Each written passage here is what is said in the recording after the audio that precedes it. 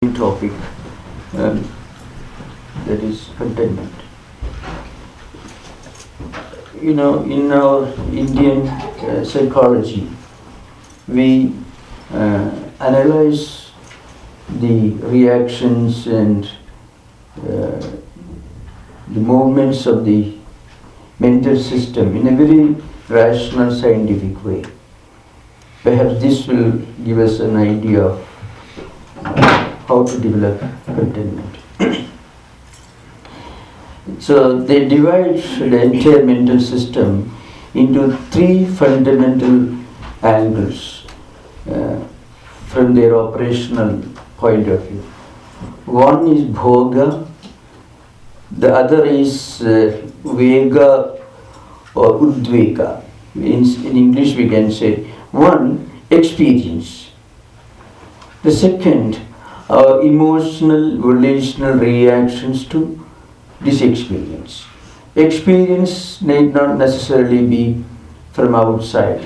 When we perceive different things, our mind and senses of perception come together and perceive, cognize external phenomena.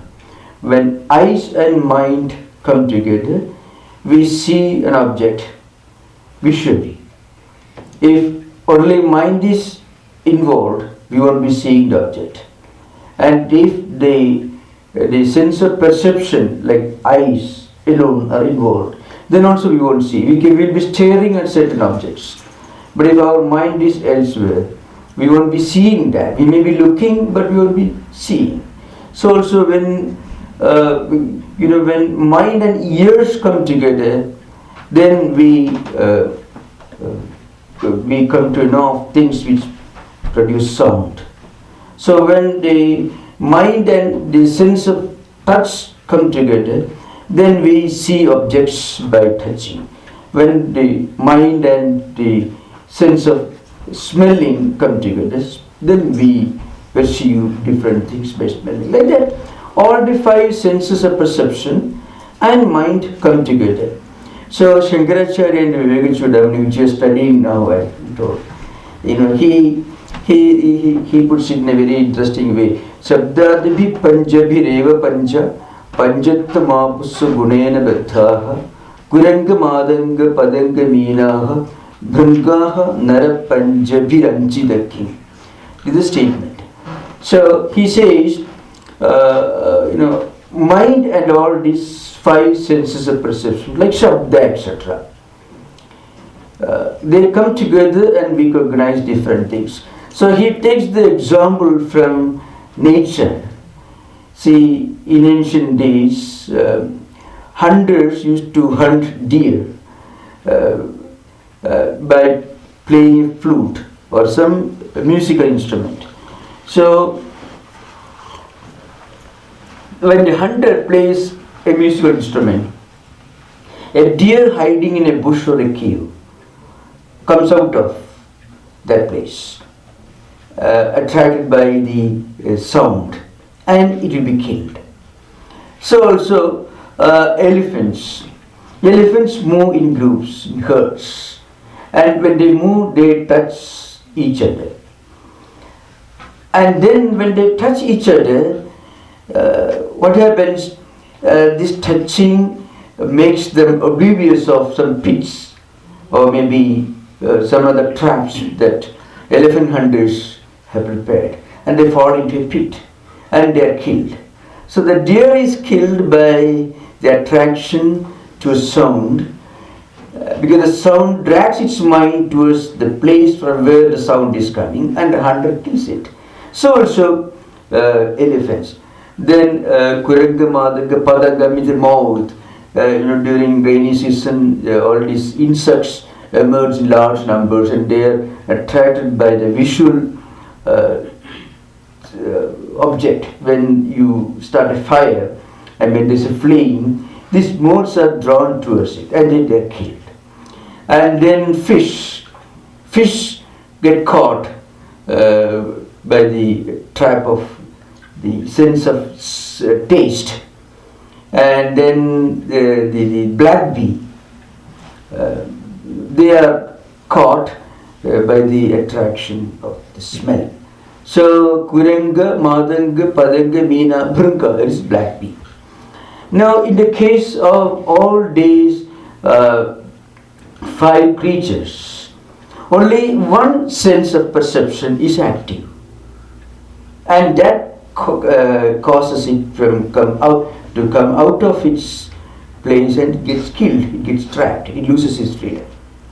And then he exclaims, Narapanjabiranjita king. So in the case of human beings, every moment simultaneously all the 5 senses are actively involved in dragging the mind to various objects. So what happens is, all the time we are reacting to experiences coming from outside and also from within. So happiness, unhappiness, pain, pleasure, these are all subjective, or maybe visual, audio objects from objective world. So we react to these bhogas, these objects, these different things of enjoyment or attraction, and then we react in an internal way or an external way. So this reaction is called volitional, emotional reactions to these experiences could normally be twofold. One, raga, the other is dvesha. Extreme liking, attraction, attachment to certain things, and its opposite, extreme dislike. So raga and dvesha. These are called, in the Patanjali system, these are called kleshas, panja kleshas. So avidya, asmida, raga, dvesha, abhinivesha, klesha. So Patanjali says, these raga and dvesha constitute the essence of kleshas. There is a third one which Patanjali says, abhinivesha. Abhinivesha could mean you move away from certain things through a kind of feeling of repulsion. So raga is extreme attraction, obsession to certain things. Dvesha is opposite, an extreme repulsion against certain things. Abhinivesha is a tendency to move away, neither extreme attraction nor its opposite, extreme hatred, aversion, but rather total indifference, move away, which is rooted in fear. Now, these 3 reactions, in a way, so abhinivesha could be included either in the dvesha aspect or could be related to the raga aspect, whatever may be. So these emotional, volitional reactions to different objects, they are rooted in asmida. Asmida means a kind of egotism. We identify ourselves with this body, mind, intellect. And that again is rooted in the feeling that we are only the psychophysical mechanism. So I can make it clear through one small illustration.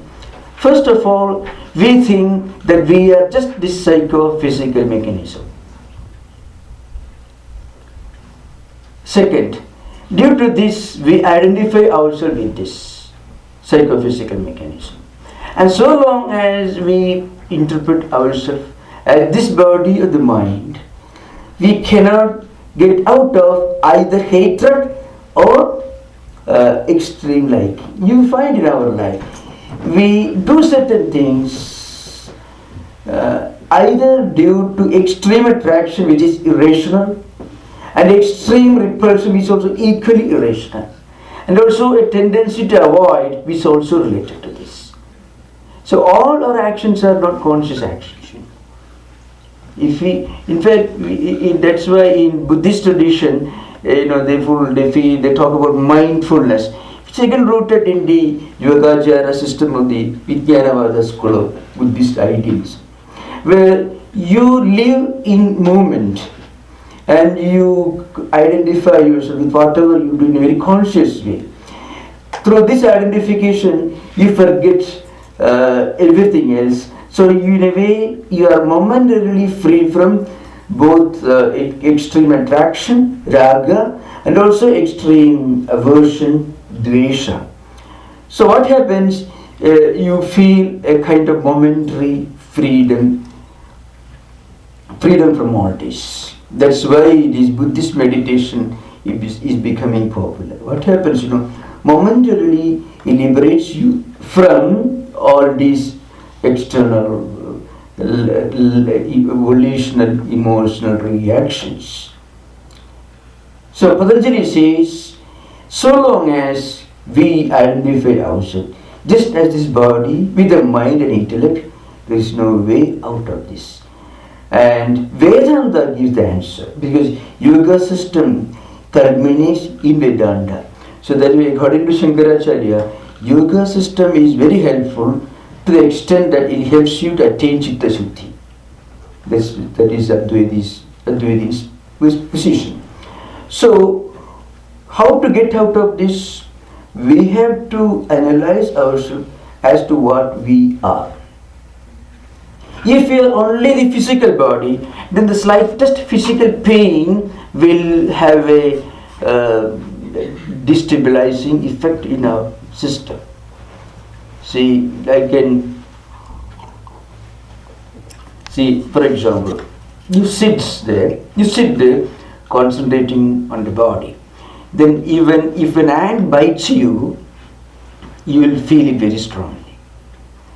On the other hand, you take your mind away by reading some good book in which you are interested.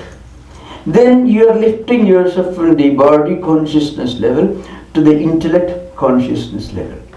Then even the same ant bites you, you may not be aware of it. And now, can we take ourselves away from the mental, the intellectual, and can we elevate ourselves to the Atman level?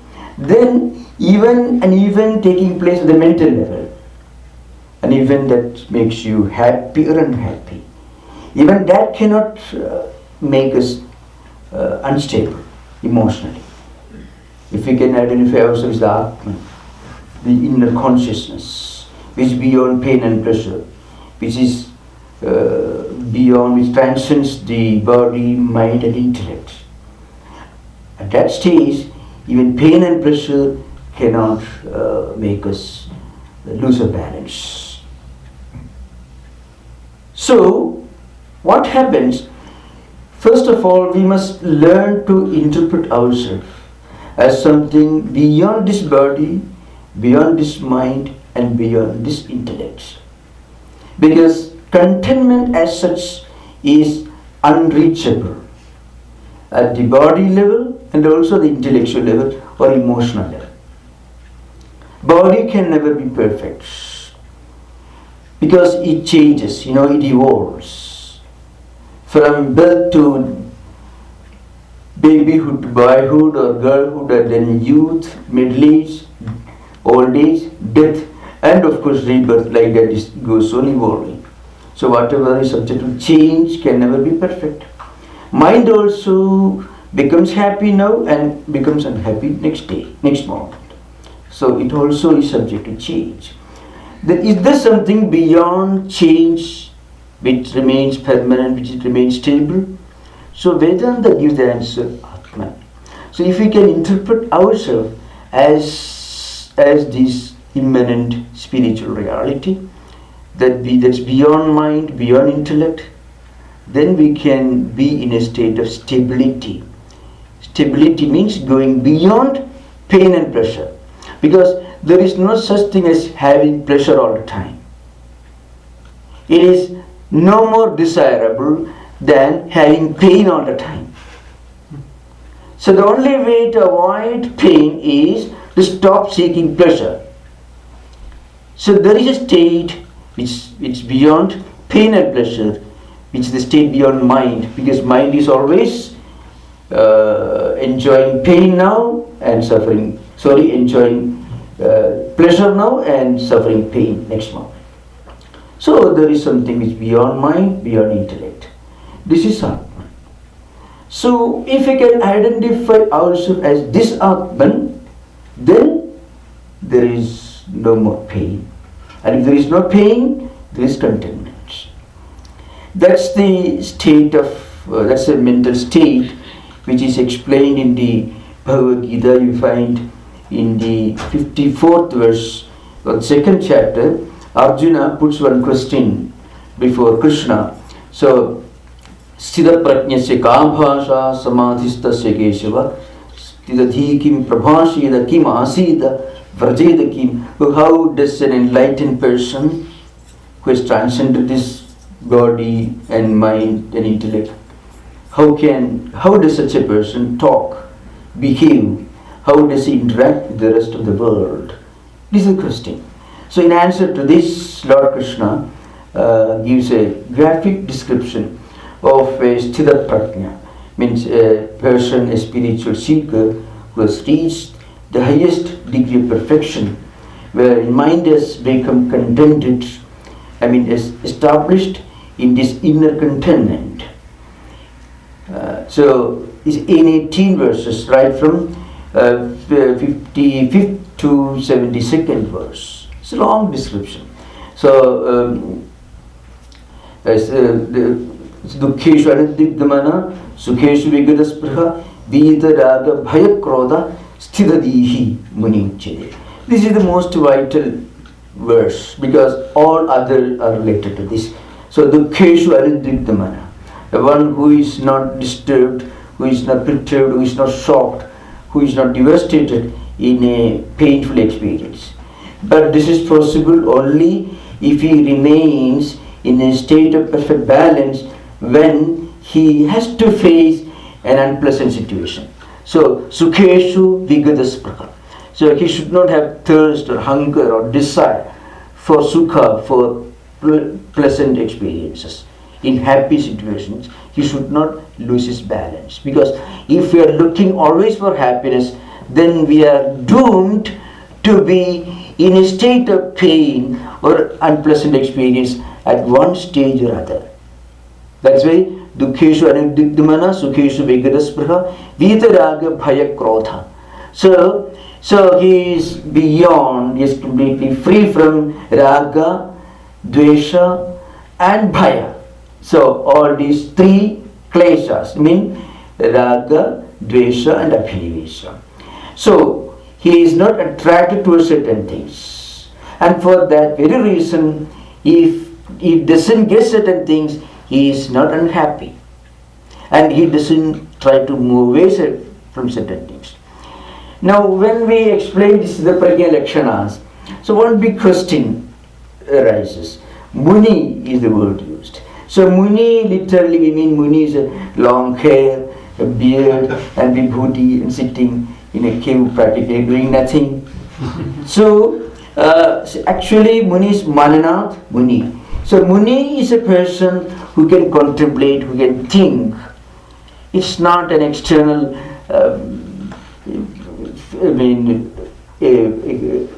phenomenon. So Muni is a person who can think of his true identity. So this is Mananath Muni. So often Maunam is associated with silence. Actually a person who is silent may not be Muni because his mind will be perturbed, disturbed. That's why there is a story that goes about, interesting story. In the Gita, there is a statement, Yuktahara vikarasya yukta cheshtasya yukta swapna avabodhasya. So yoga bhavati dukkha. So dukkha yoga means a yoga that destroys dukkha, that takes you beyond pain and pleasure. So you should be moderate. Now suppose we don't eat food and without drinking water. If we sit the whole day, if that person says, well, I am fasting, all these fellows are eating like some gluttons, some people. That person should first of all eat 4 square meals every day. Because then only he becomes qualified to practice fasting. So upavasa, so upa is one of the upasargas, which upasanidhi, so Panini statement. So sanidhya means takes you, upa, that particular upasarga means it should take you towards higher spiritual truth, vasati. Means you live together, you stay in close proximity with Atman, with spiritual consciousness. In that sense, upavasa is used. So, if a person is sitting quiet, fasting, but terrible thoughts are going on in his mind, it is not mauna. So, you don't speak because you are so deeply contemplative that you are not speaking because you are deeply contemplative, you are immersed in higher thought, not disturbing thought currents, but immersed in higher thought. So that's the meaning of mananam, it is called, deep contemplation with a perfect understanding of the meaning of what you are contemplating on, with higher identity. So the point is, a sthita prajna is not necessarily a person who is insensitive, who keeps himself away from the world, who is not participating in his social or family obligations or national obligations, who doesn't respond to the needs and demands of society. No. A sthita prajna is, on the other hand, is a very sensitive person. He is not insensitive. He is not physically inactive, rather is active in a more sublime sense. So that's the meaning of sthita prajna. So when you reach that state, you get established in a state of inner contentment, which is a spiritual state of mind. This state can be reached only when we are able to withdraw. So withdrawal needs some commentary, some description, because we don't forcibly withdraw the senses from sense objects.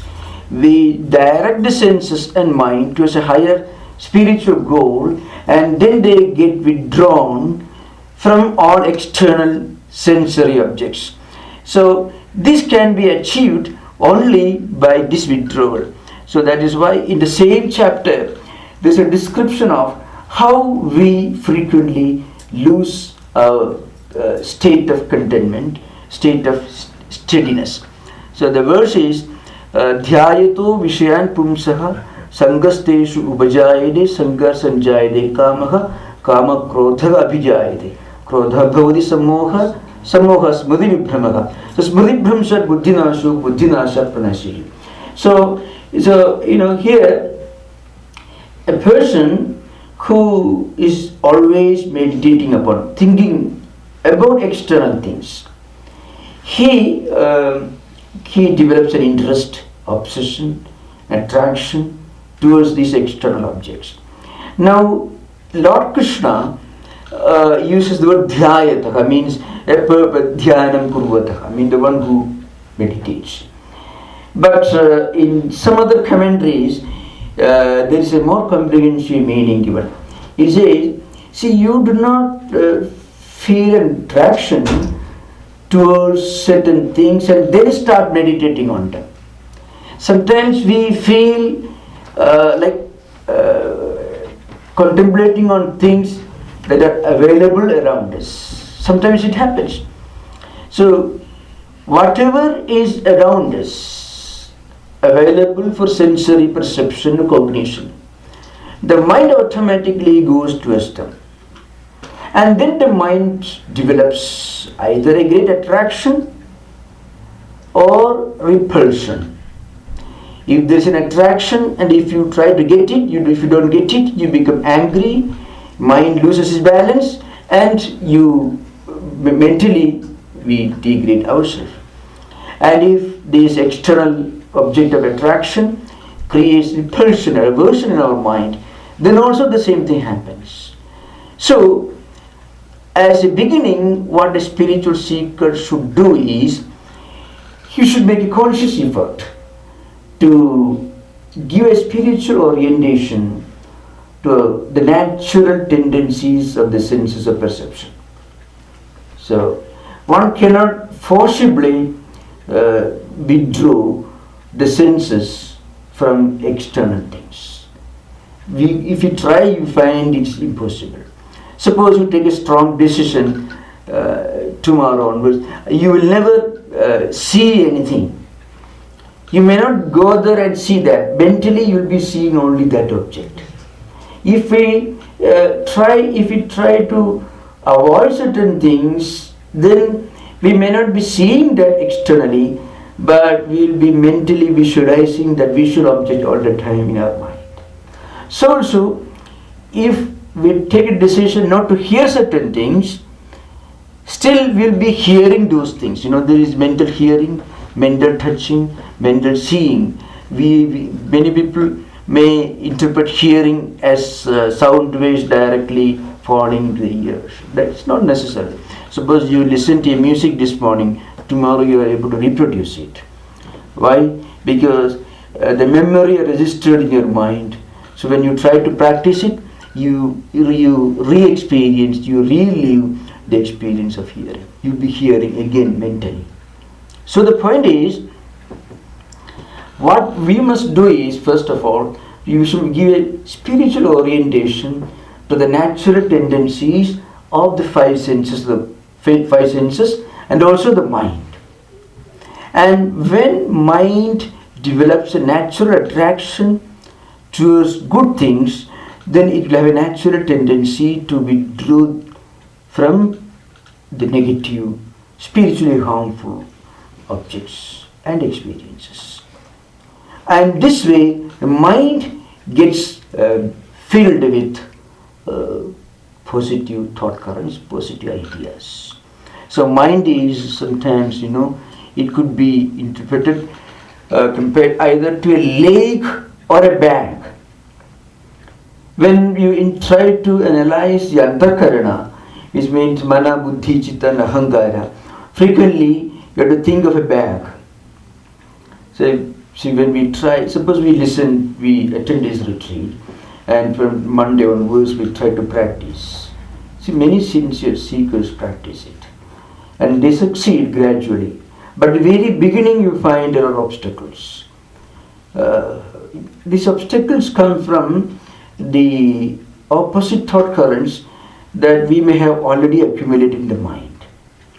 So, this mind is a bag which contains both good thought currents and bad thought currents.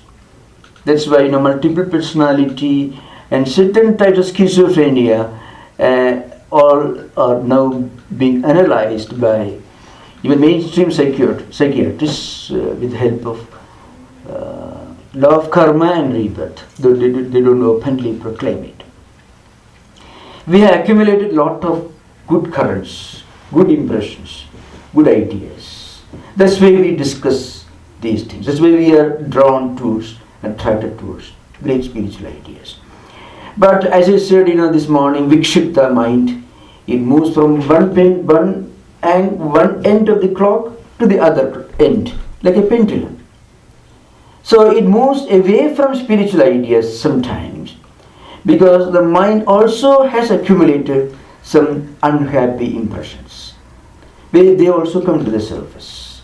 So there is a conflict. And people with the predominance of spiritual impressions, vasanas and samskaras, are able to be steady, able to enjoy more stability in spiritual matters. People with less of positive samskaras will have more disturbance. So the only way, and it's very simple, is to go on accumulating positive samskaras, so that they will be the majority. So when the positive samskaras get accumulated more and more, what happens? Negative samskaras become the minority. That's why when some spiritual seekers came to Sri Ramakrishna, so Sri Ramakrishna will try to analyze. Then you will say, little more to be gone through. But you have to practice, you have to pray. He more frequently advises spiritual seekers to pray and not to meditate. He says, of course, he does instruct disciples and devotees to meditate, but more frequently he asks them to pray, because prayer helps you to accumulate positive spiritual samskaras more easily. And when these spiritual samskaras, positive, healthy, spiritually desirable samskaras increase in the quantity, then we are able to be stable in spiritual practices, in understanding spiritual matters. So first of all, we should remember experience or bhoga, then how we react to them, either in the form of raga, extreme attraction, and dvesha. Attraction not sometimes will be towards undesirable things. By giving a spiritual orientation to our natural tendencies, we develop a tendency to get attracted to spiritual ideas in a natural way. And then what happens? We are able to enjoy stability in spiritual practices. So this is one of the techniques normally given in the Bhagavad Gita. So in the 12th chapter, Lord Krishna gives in a very systematic way, he gives 4 levels of spiritual growth. From 8th verse to 11th verse, the 12th chapter. So from 11 to from 8 verse to 11th verse, 4 verses. So Mayyeva mana adatsva mai buddhim niveshaya nivasishyasi mayyeva atha uddham na samsya. This is 8th one. Then atha chittam samadhadam na shaknoshi mai sthiram abhyasa yogena tato mamichhatum dhananjaya. So in a descending order. So Lord Krishna says in the 8th verse, a spiritual seeker who has reached a very high level of perfection is able to mentally live in spiritual ideas, in God. And then God also lives in him, because his mind, his intellect lives in God. But this is a difficult thing to do. So if we cannot do that, then practice. Abhyasa yoga. Abhyasa yoga is the only word used. But what Lord Krishna means is giving a spiritual orientation to the natural tendencies of the mind and the 5 senses of perception. So you may be reading a lot of things. So include some useful higher spiritual literature in the list of books or magazines that we read. We may be hearing different things.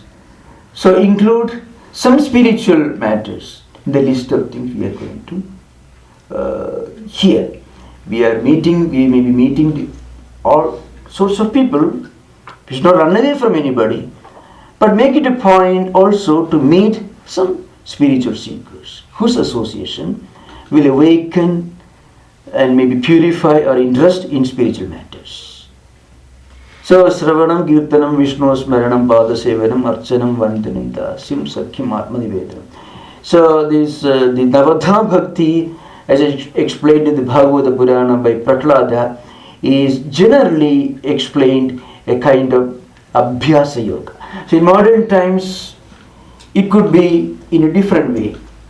In modern times, we can say we work in the computer field, so by being engaged in so many other things, include some spiritual matters in our natural activities. As I said, visit many places, we include some temples, churches, spiritual places in the list of places that we normally visit. So also meet people who are spiritually inclined.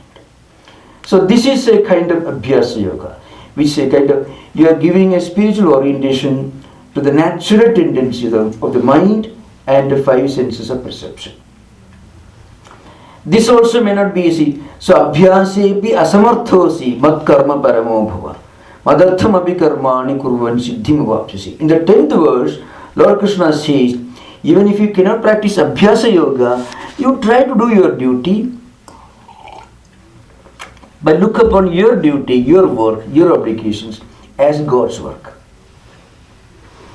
If this is also not possible, atha etadapi ashaktosi kartum madhyogamasidha sarva karma phala tyaga tadakuriyadam. The sarva karma phala tyagam can lead to a lot of misunderstanding in modern times. So what is meant is through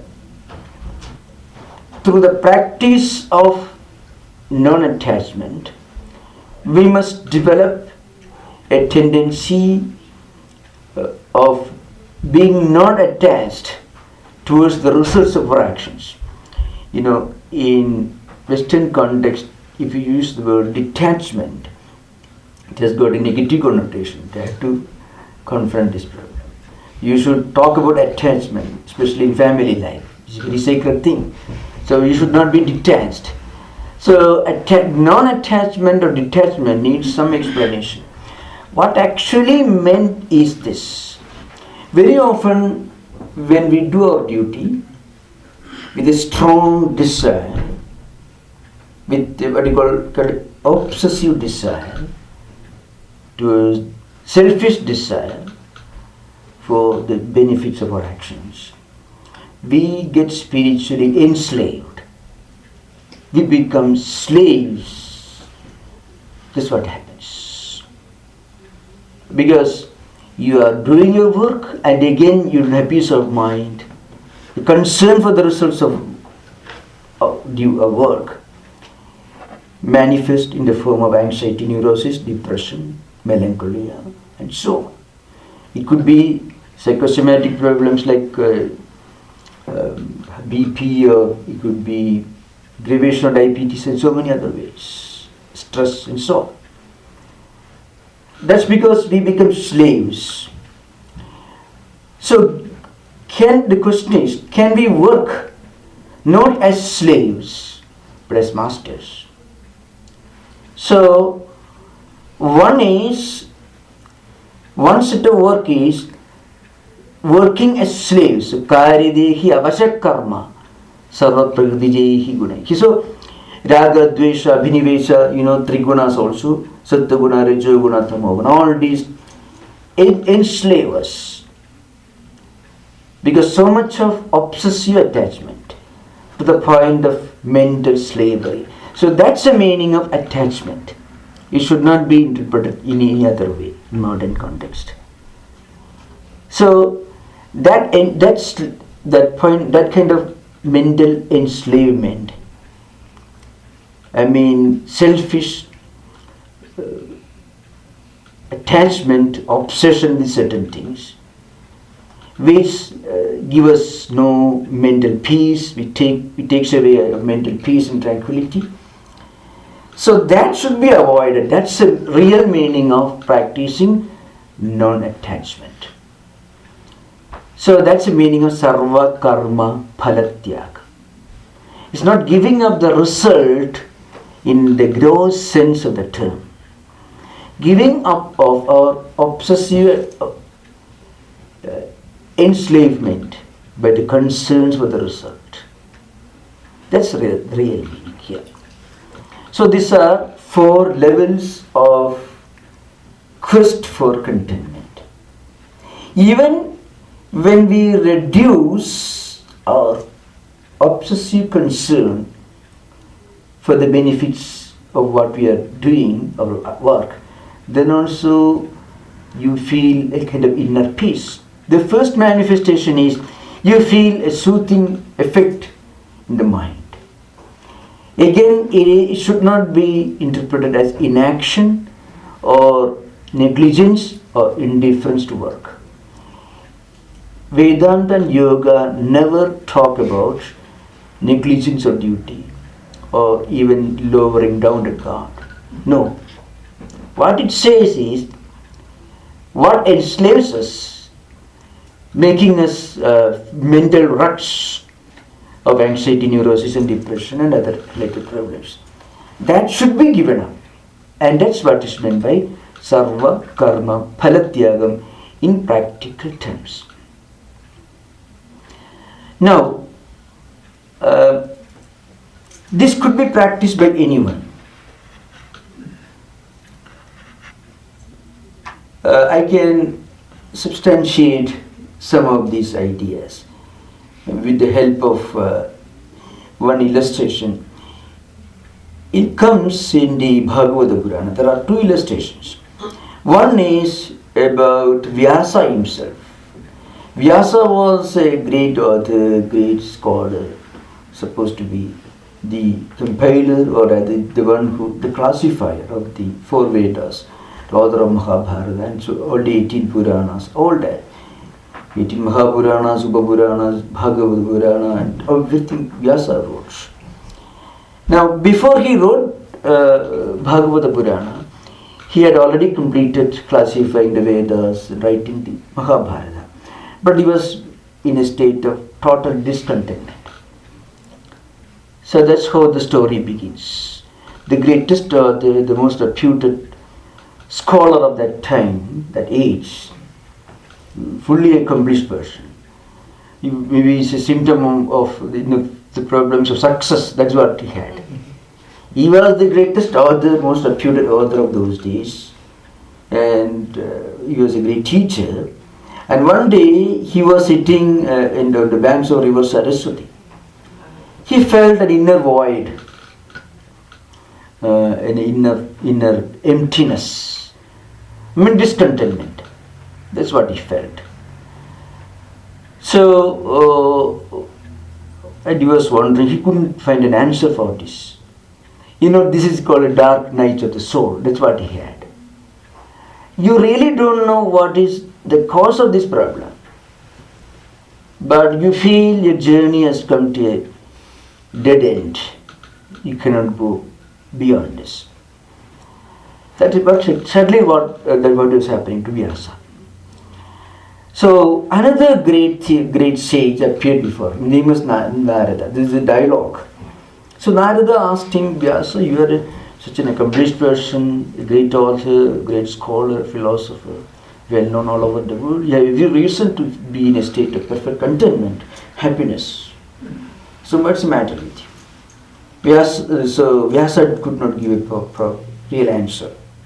Narada was testing with Vyasa, at least theoretically knew the problem. He didn't know. Then Narada told him, look here, you have wrote this magnificent Mahabharata, more than 100,000 verses, and so many other works, Brahma Sutra, Badarayana Sutras, then he classified Vedas, Puranas, everything. Then Narada spoke about Mahabharata. His magnum opus of Vyasa. Other Vedas were not his works, he just classified. Mahabharata is his own creation. Remember to get an idea of it. Mahabharata is 13 times as big as Homer's Iliad, Odyssey and Virgil's Aeneid put together. The greatest classics of Greek and Latin tradition. In its largest version, is 145,000 verses. Mahabharata has different versions. In its most elaborate, in its biggest version, it is more than 145,000. The ordinary version that we get today in printed form, it is more than 100,000 verses. So, what did you do in the Mahabharata? You spoke about dharma. Here, the word dharma in this particular context, used in this dialogue, means, constitutional law. What is right, legally right. So, Narada told him, you wrote this wonderful book and you are unhappy. You know the reason why you are unhappy? You expounded dharma. Now, dharma is a very neutral thing, as a law, as a constitution. If you get a brilliant lawyer, even a crook can get out of the trap. So a lawyer can argue both ways. It's Constitution is like elastic, could be stretched in all directions. So a brilliant lawyer can help Hitler to come out of all the crimes he committed. So it is neutral. So you didn't give anything to the world that is substantial. You should give to the world something that should give them a feeling of spiritual elevation. And this dharma won't do that. Dharma, so in Mahabharata you find the villain Duryodhana had his own argument for all the evil things he did. Dushasana also has his own arguments. So you can find, if you read Mahabharata, you find Duryodhana says, I know dharma, janami dharmam nachame nivritti. Janami dharmam nachame pravritti. Janami adharmam nachame nivritti. So Duryodhana himself says, Janami dharmam nachame pravritti. I know what is dharma, what right thing to do, but I can't do that. And I know what is the wrong thing, and I cannot resist doing it. Janami adharmam nachame nivritti. And then he says, Yatha Rishikesa Hridisthidena, Lord, you are sitting in me, so whatever you make me do, I am doing it. But Hitler also can say, Genghis Khan can say that. Any cruel criminal can say, well, it's God who is making me do all these things. So, you find in Mahabharata something like that. And the world is not going to be benefited in a big way by writing such a wonderful thing. Gita is different, but Gita is it's a very small fraction, only 700 verses, in a large book of 100,000 verses, mind you. So, in the shortest version. So, Narada told him, you did not give anything to the world, it is substantial. Because in the huge forest of Mahabharata, Bhagavad Gita is very insignificant. And mind you, historically, we are reading Bhagavad Gita today because Shankaracharya wrote a commentary. In fact, we have 18 Gitas in the Puranas, Mahabharata and Bhagavata put together. There are 18 Gitas. Sudha Gita, Uddhava Gita, Bhagavad Gita, and there are so many Gitas, Monkey Gita, many Gitas, Hamsa Gita, like that. So, monkey is the name of a saint, not English word. So, that's unfortunately that's a term, The name was Mankadeva. So it's not English word, it's a Sanskrit word. So the point is, of these 18 Gitas, Bhagavad Gita is a very small fraction, and it became a celebrated world classic just because Shankaracharya wrote this magnificent commentary on it in 8th century. Otherwise, you wouldn't be reading Gita today. So, and this dialogue took place long before that. So Narada told him, unless you do something substantial for the good of the whole humanity, you cannot have peace of mind. So, that's why, big captains of industry, after accumulating billions of dollars, they're eager to start a trust. Why? Because they're feeling an inner void. Of course, this could happen only for noble souls, noble people. It need not happen to everyone. But people with higher refinement and culture feel the need to do something more than their own selfish things and enjoy a higher peace of mind. So it's called, Parinama Dukkha in the yoga system. So, Vyasa wrote Bhagavata Purana. So in Bhagavata Purana, it doesn't say, he doesn't talk much about dharma as understood in the Mahabharata. It talks about Bhagavata Dharma, which means the dharma, the definite path of dharma that will take you to the highest spiritual attainment. For that, Vyasa says in the 11th chapter, the highest devotee is one who sees the presence of God in everyone and everything, and who sees everybody and everything in God. Sarva bhudeshu pashyed bhagavat bhavam atmanaha bhudani bhagavadi atmani esha bhagavatottamaha. So in the 11th chapter, there is another dialogue in the Bhagavata Purana between King Nimi and 9 sages. Kavir Andariksha Prabhuddha Pipalayana Avi Kotrod Durmilas Chamasa Karabhaja. 9 sages who visited a great emperor, philosopher king, one day. And a king puts 9 questions to these sages. And to each question, the sages give the answer. So one important question was this: what is the highest religion? What is the highest state of perfect equanimity and contentment, inner contentment? So, in answer to this question, that Hari, that's the name of the sage, he gives the answer. The highest contentment comes to that person who feels that God lives in everyone and everyone lives in God. The one who realizes the unity and oneness of creation.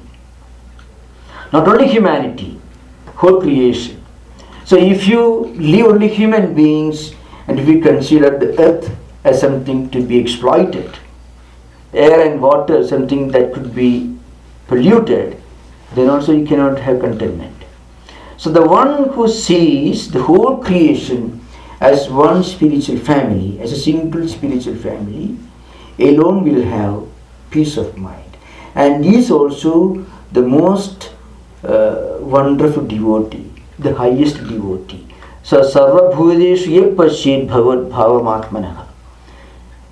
The one who sees the presence of the Lord as Atman in everyone, and also the one who sees the whole creation in God, is the highest devotee.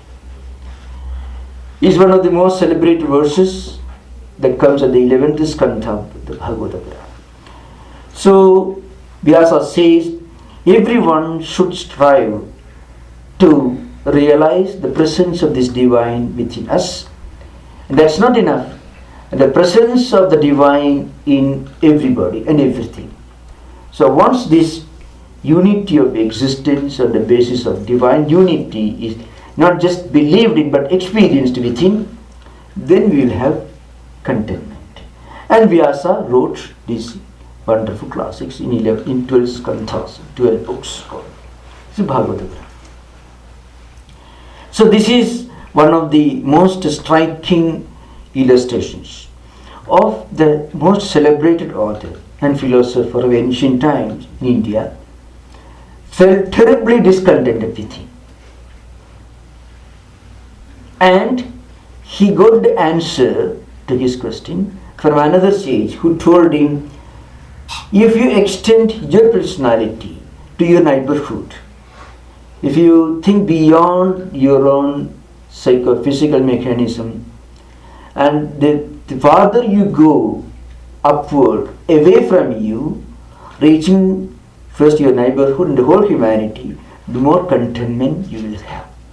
So this is the real the experience of contentment. Then there is another picture that comes at the beginning of this text. So I will talk about this maybe in the next class.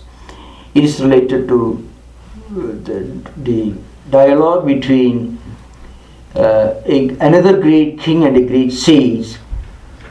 The king also was in a very difficult predicament and he goes in search of contentment. That we will discuss in the next class. So maybe we can have interaction. So, yes.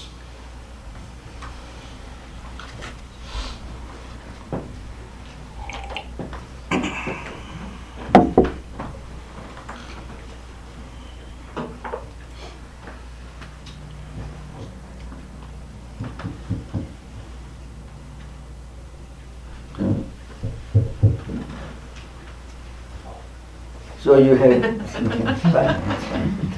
You don't have to repeat the question. Right. Yes.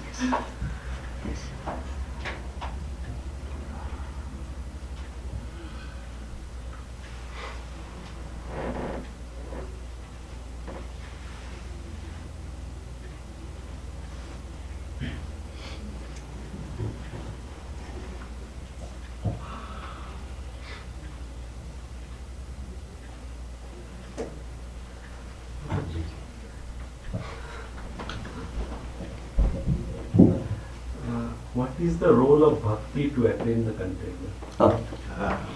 In fact, those 4 verses which I described in the 12th chapter, Bhakti Yoga, is from Bhakti Yoga. Comes there. But this particular context is related to Karma Yoga, and of course. Now, Bhakti is the easiest thing to do. Because to begin with, one should have strong faith in God.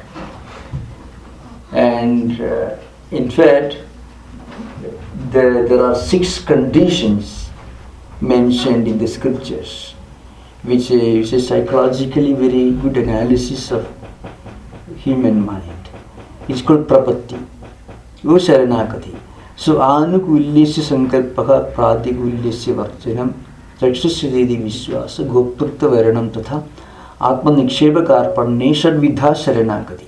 The highest devotion, how to achieve, is mentioned here. First of all, we must develop more and more positive thought currents and avoid negative thought currents, and then a strong faith that God will protect you, looking upon God as a protector, and again a kind of self-surrender. Now, resignation or surrender has got a very strong psychological implication. So when we mentally surrender ourselves to God's will, you feel a great burden is taken off your shoulders. So in another context, Gita gives an answer, Udara Sarva Eva Iti. After talking about Artho Jignasu Arthakti Jnani, 4 types of devotees, at lowest level, people take to God due to some problem, ill health or some other problem, or those who want to fulfill their desires. So, Bhakti enables you to start your journey at the lowest kindergarten and will take you all the way to Harvard, to Stanford, depending upon your preference. Ramanuja gives an interesting answer. This is very prominent. Suppose you cannot worship God without praying for some selfish motive. As people can't do that at the beginning of the spiritual life. They can't do that. You can pray to God. Maybe one could pray to God for Job, for any of the worldly enjoyments. If you read the Gospel, if you read many other books, you find one should not pray to God for anything.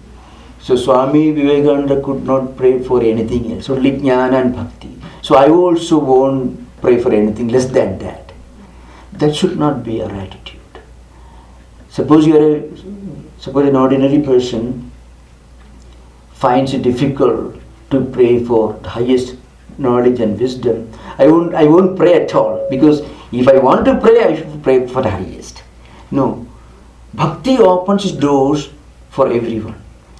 So, if we pray for ordinary worldly needs, sincerely if we pray, and if we find our prayers are answered, then out of a sense of gratitude to God for listening to our prayer, we will start praying without selfish motive. That's how we reach the higher level. So sometimes, there is a great misunderstanding, and that is very common among spiritual seekers. We read about the great mystics who did not have any selfish desire, and they prayed only for the highest spiritual experience because they belong to the highest level of spiritual fitness. I also should be like that. It's wrong. One can start where he stands or she stands. So if we cannot pray without praying for our immediate needs, one could pray for it. But then, at one stage, when you feel that your prayers are answered, a sincere devotee also graduates the next level of spiritual evolution. Then he continues his prayer, but this time without any selfish motive. So the prayer or bhakti evolves, becomes more intense and more pure, and we evolve in higher life. So all devotion finally ends in some kind of self-resignation, resignation to God. God means surrendering. How does this happen? Once we give a responsibility to God at the highest level, we become completely free, but that may not be always possible. For ordinary spiritual seeker, well, God, I will leave everything to you, it may not be true in the sense it was true for Girichandra Ghosh. You heard of the story of Girichandra Ghosh? Girichandra Ghosh could do that because with all his other problems, he had one obsessive idea. Whatever he does, he should do it in the most intense, in the sincerest possible way. Very frequently, that may not be the case with all spiritual seekers. So what to do? So what happens, slowly the intensity of self-surrender also increases. As we evolve, as we do more and more practice, the sincerity of self-surrender idea also increases. And then, as I said, we also give a spiritual orientation through to all our senses and all our natural tendency to engage different activities. So a spiritual orientation, Godward orientation is given to all our activities, which connects us to God, which establishes a link with God. So bhakti is the easiest thing. One reason it is possible for everyone. Bhakti and karma, bhakti yoga and karma yoga, possible for all. But don't imagine when I said is the bhakti not the highest degree of self-resignation or self-surrender. Bhakti enables you to start where you stand right now. And once we establish a link with God, it is possible for us to slowly evolve. But sincerity is one important qualification for bhakti. And sincerity or intensity or eagerness, we succeed, we evolve in direct proportion to the sincerity and intensity. That's why prayer will have a soothing effect, and you feel a great burden is taken off our shoulders. There's one example I mentioned once, and I don't hear it elsewhere. There was a Christian missionary who worked in India for 35-40 years. He started his evangelical work before independence. He fell sick in a tropical climate, and the doctors advised him to go back to England. He was a member perhaps of the Anglican Church. But he wanted to do his job in the central provinces, UP, Madhya Pradesh, other places. But he didn't want to go back. So he went on praying for long, in a very formal, ceremonial way. It didn't work. Then he decided, he had booked the ticket from Bombay to Southampton, and then maybe a few days before the departure, one whole night he spent in prayer, and it seems that at the end of the day, at the end of the night, it was the early morning, he said, "Well, God, this is enough, I won't pray to you anymore." So in his autobiography he writes, "I close my bargain here. So I won't even pray to you. Now do whatever you want." It seems that moment he started recovering. And he continued to work. He worked for 8 more years and left later. So sometimes, we may not be able to pray with that level of intensity or Girichandra Ghosh. But sincere prayer opens the door to higher life. In the midst of all activities, sincere prayer helps us. It's the easiest path. And once you pray, the immediate beneficial result of prayer is you get a soothing feeling within. So you feel a huge burden is lifted off your shoulders. It happens because you get into contentment. So the first sign of contentment is you get a feeling of feeling that your huge burden is taken, lifted off your shoulders, in a soothing feeling. That's how it happens. So prayer is very helpful. Bhakti is the easiest thing. If you often in this country, when I talk about bhakti, people say, I don't believe, they say that. So that's very often I give a last chance, bhakti. But it is the easiest thing to do. People say, I don't believe in God or anything.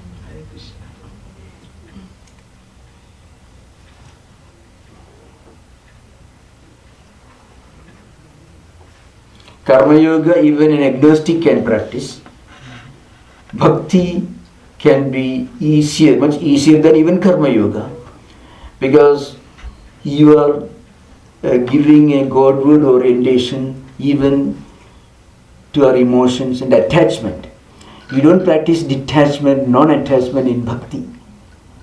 You are trying to lift your attachment from worldly things to God. So you're giving a Godward orientation. That's what bhakti literally means.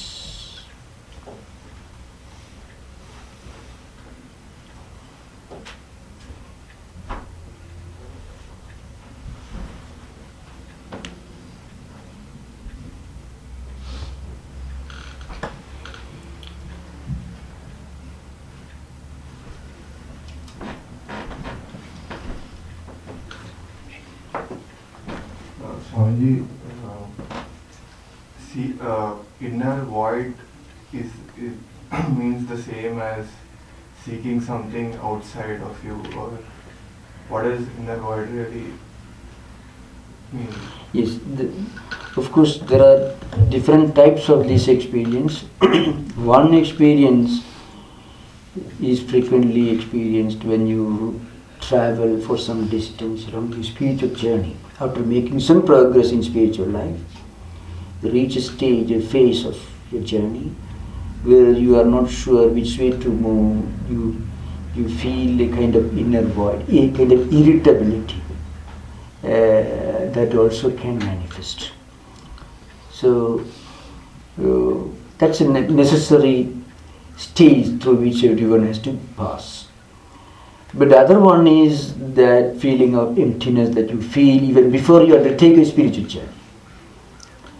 So that's why I said, without a feeling of emptiness within and a desire for higher ideas, higher values, we don't turn to spirituality. So a kind of irritability or dissatisfaction for external things, is empirical, sensory things. Without that, many people cannot turn to spiritual life. Many people, especially in a highly competitive society. So it doesn't mean that it is necessary, it's part of it. It's not a part of the journey, but in many cases, for many people, this is how they turn to higher life. And in a way, you turn to great music,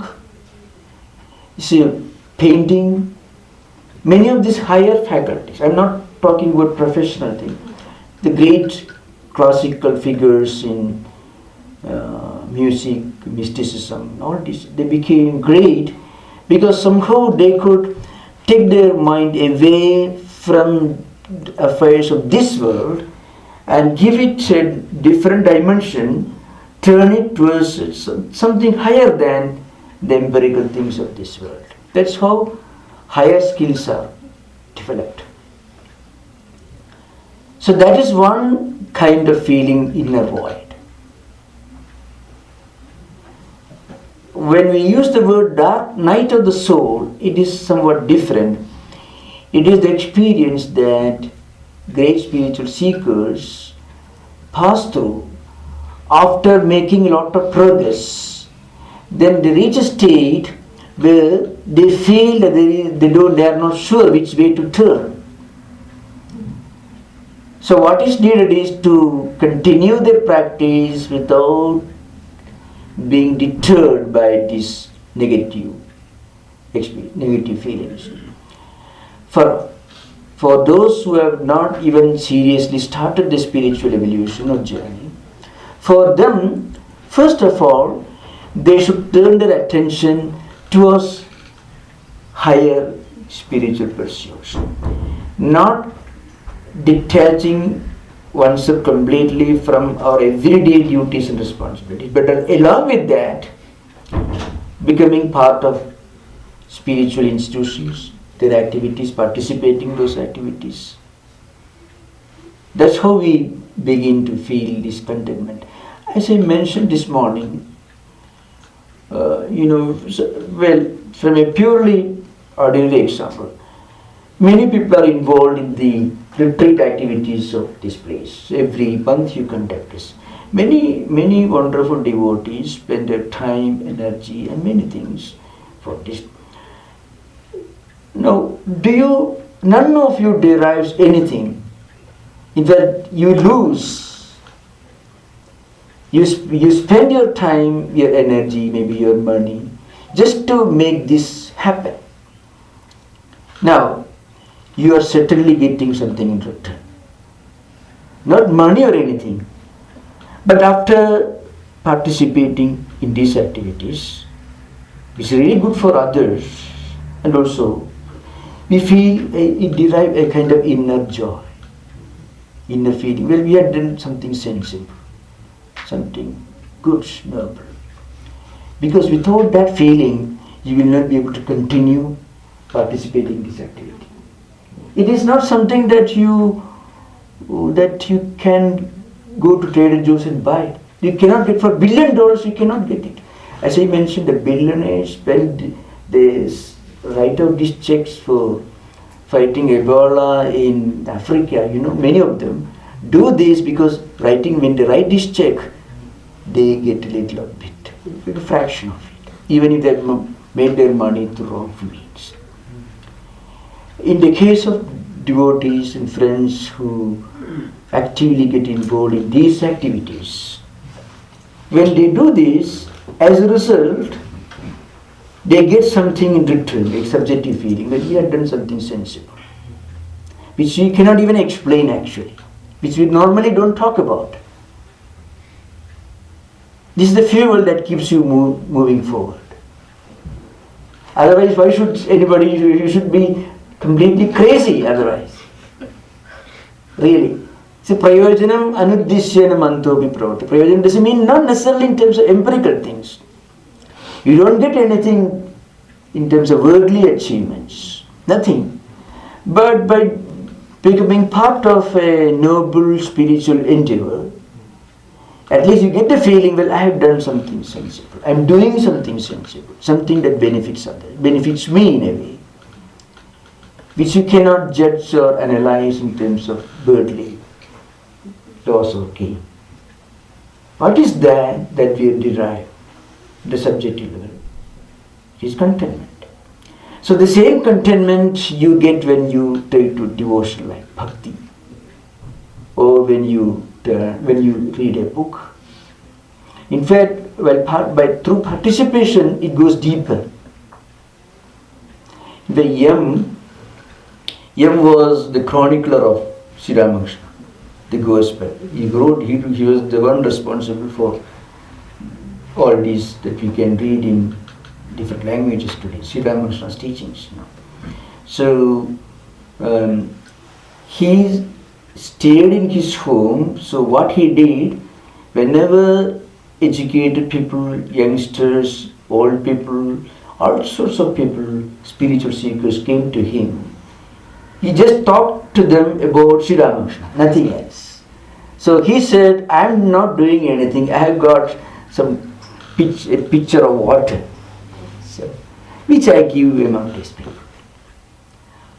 So somebody asked him, what do you get out of this? So, well, I don't get anything. If you think if I don't get anything, I will continue doing this. What was that you have? I'm giving the example of a great devotee, but in varying degrees, it applies to everyone.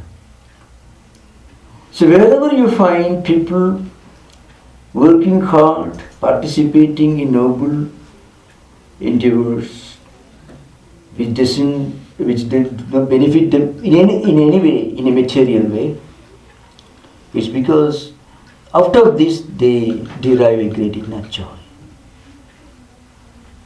So this is the most visible manifestation of contentment.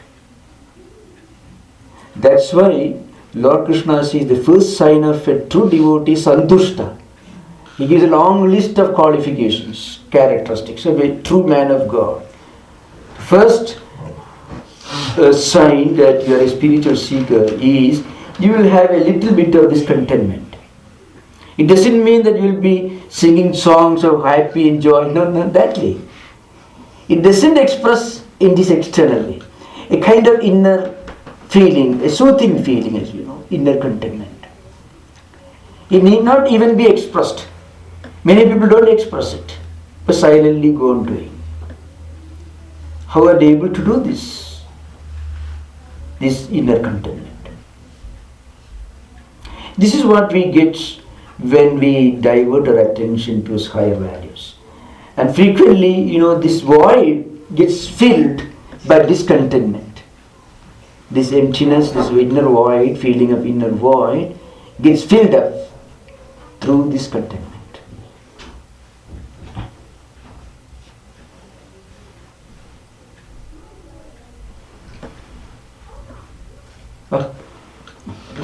A Vedantin search.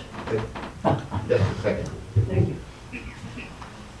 A Vedantin search is always for realization. Yeah. Can you keep it closer to your mouth? Yeah. So there is a constant search, questioning, layering, taking out the peeling of the layers, panchapranas, panchakoshas, panchendriya, whatever. Yeah. There is a constant search. And that search is for a goal that is somewhere out there. Actually, the goal is somewhere within us, in here, not out there, but in. But you still have to strive to... Yeah. So that reaching goes on. So, ashantasya kuta sukham. Where is the contentment for that unrest, that search that continues to go on? Yeah. So, where is the contentment unless that search reaches its goal? Okay. The highest contentment, as I mentioned, while describing Siddha Prajna, that's highest contentment, That comes only when you reach highest, when you reach the goal. But the journey itself, at the very beginning of the journey, there is an element of contentment. At the very beginning of the journey. Now, just think of a spiritual seeker who is facing a lot of internal struggle, a sincere seeker. He may be facing a lot of internal struggles, problems. He is not making enough progress. That feeling of struggles, internal, maybe lack of joy, is totally different from the miserable wretchedness of a worldly minded man who is looking, searching, going in search of money, wealth and sensory things. Both are the same, apparently. So even when we attach at the very beginning of spiritual life, when we attach ourselves to the spiritual journey, and even if that journey involves a lot of struggles and stress, those struggles and stress do not belong to the same category as the miserable wretchedness of a worldly minded man who is looking for things to enjoy, because the former is free from greed, selfishness, and things like that. So there's a joy even in beginning the journey. So Shankaracharya makes a statement, Karmanishthaya chitta suddhidvarena purushartha hedutvam na swadandrena jnananishthatu swadandrena purushartha heduhu anyan apeksha. So he compares, or rather, he analyzes the role of our day-to-day activities performed without a selfish motive in making us fit and qualified for the highest spiritual realization. Our performance of duties and responsibilities and actions do not directly take us to the goal, but it makes us fit and qualified for the highest spiritual realization. But Jnananishta will directly take you there. But Karmanishta will make you fit to reach the point where Jnananishta becomes natural to you.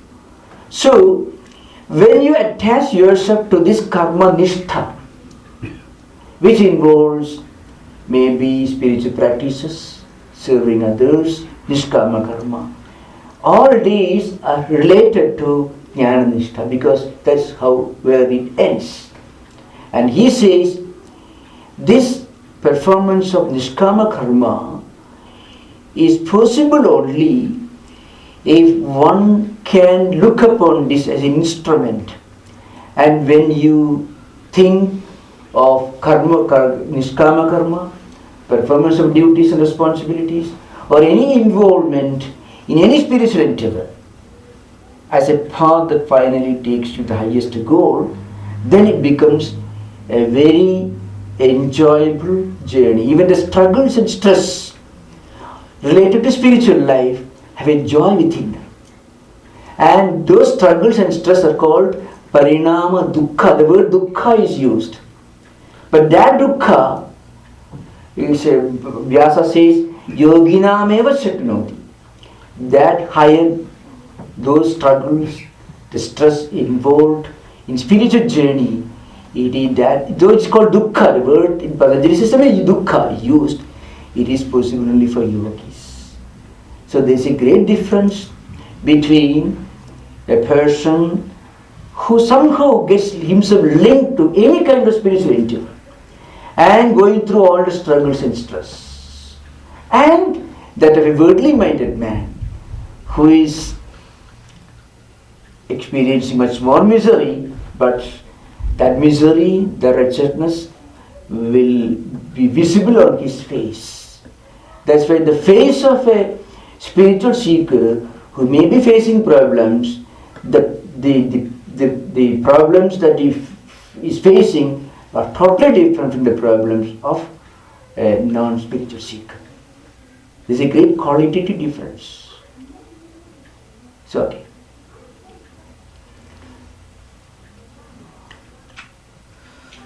For one more question. So, is there any way to exhaust the prarabdha karma of past lives, good or bad? But generally no one wants to exhaust the good, they want to be reward for good. But how to exhaust the baggage? No, prarabdha itself, prakashena arabdha, means you can let arrow that is short, that is left the bow. It's like the karma and karma phalas, actions and the results, which have already started manifesting in the form of this life, this body, all these things that we live with. So it's like an arrow that is short at a target, which has started its journey, so there's no way to exhaust it. This is a common principle. Now Shankaracharya and Sri Ramakrishna and also Holy Mother, in all these three great spiritual teachers' teachings, you find an answer. Holy Mother says that suppose you are destined through prarabdha karma to be bitten by a snake. If you do spiritual practice, you may be bitten by something, it may be by an ant or a scorpion, which you can go and get treated. So the intensity will be reduced. That's what Holy Mother says. Sri Ramakrishna says that by Guru's grace, the prarabdha karmas can be reduced to almost nothingness. Now, Shankaracharya gives a graphic description of how this works. And he gives the example of the Shastraic interpretation of Prakashena Arabdham Karma Prarabdha. So he says, suppose the arrow is moving towards its target, and the hunter or the archer has no control over it. It has to hit the target. So your prarabdha karmas are already started manifesting fruition. So you have got this job, you are living here, you have all these things. Now, suppose the arrow is flying towards its target and the wind blows, the arrow may not hit the target. Its velocity has to be exhausted. The arrow need not necessarily hit the target. The arrow is in need of only its velocity being exhausted. If you put another object there, then its velocity will be exhausted. So Shankaracharya says, God's grace, as Sri Ramakrishna says, as God's grace, or through good action, which also creates spiritual capital, can reduce the velocity, and in velocity, once the velocity is exhausted, the arrow falls down. So, prarabdha karma is not predetermination as Calvinistic theology. It's just the opposite of it. The doctrine of prarabdha karma gives you an option to build and to change your own destiny. So very often, people in a very foolish way misinterpret karma doctrine as predeterminism. If you believe in predeterminism, then God has no role in this world. Spirituality has no relevance. Everything is predetermined. Why bother? Better make the best of it. Anyway, it's going to happen or it's not going to happen.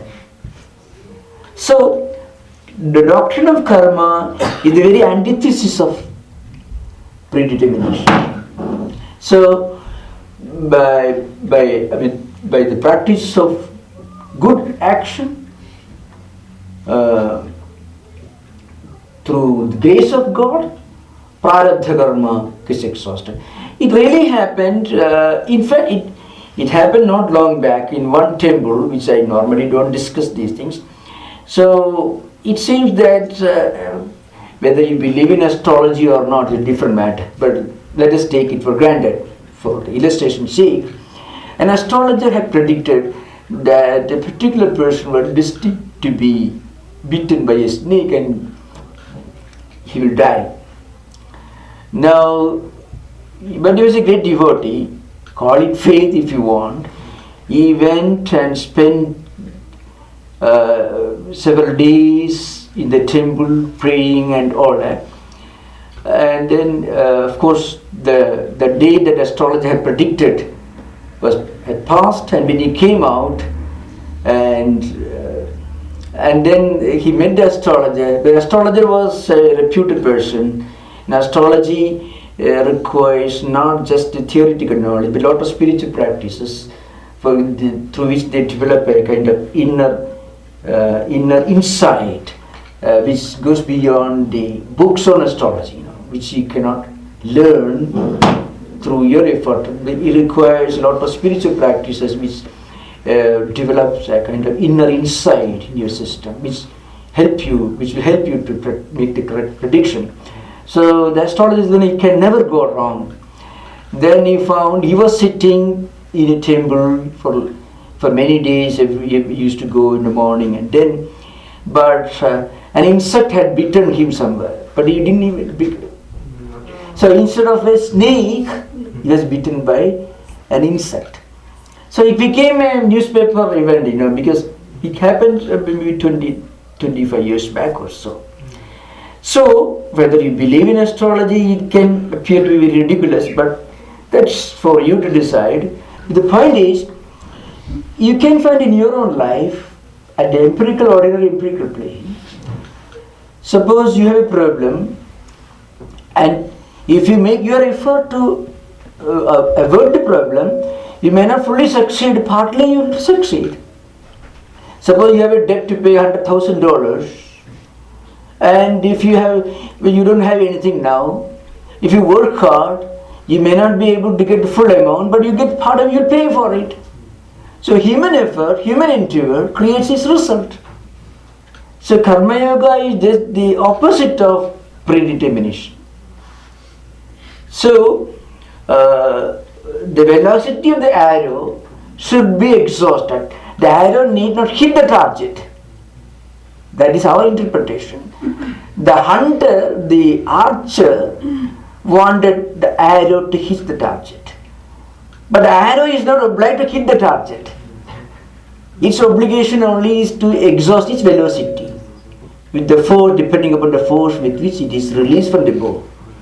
And you have other options, it won't complain, no, I want to hit the target. Like modern missile with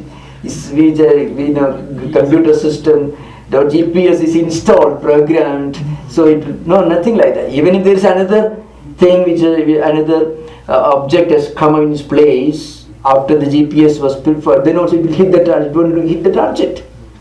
It loses velocity.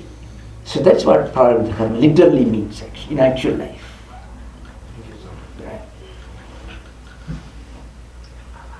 So I think this is the end of the time. Thank you. So, Om Shanti Shanti Shanti Hari Om Tat Sat. Sri Ramakrishna. You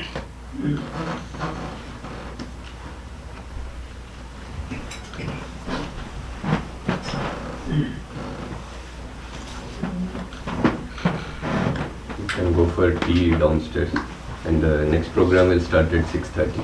Arati at 6:30, and the talk will follow that.